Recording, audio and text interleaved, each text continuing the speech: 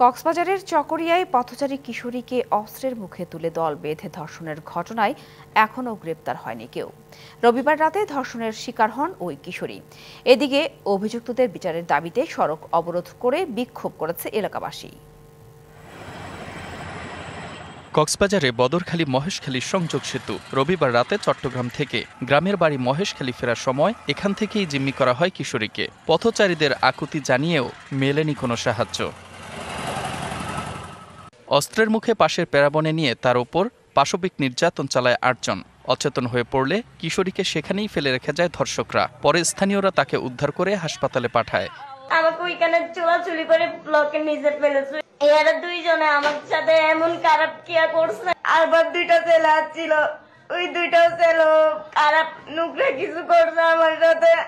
আমার সাথে আরো 4 জনে নুকরামি করছে। ইয়ার পরে আমার ছেড় ছিল না। আমি আর কিছু জানি না ভাইয়া, আমার কেউ সাহায্য করেনি। চিকিৎসা শেষে ভুক্তভোগীকে পরিবারের হেফাজতে দেওয়া হয়েছে।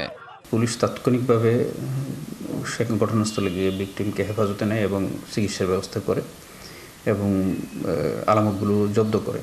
যারা এই ঘটনার সাথে জড়িত জবানবন্দি অনুযায়ী তাদেরকে শনাক্ত এবং গ্রেপ্তারের চেষ্টা চলছে।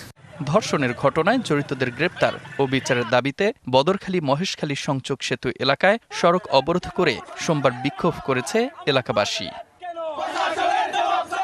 DBC news desk.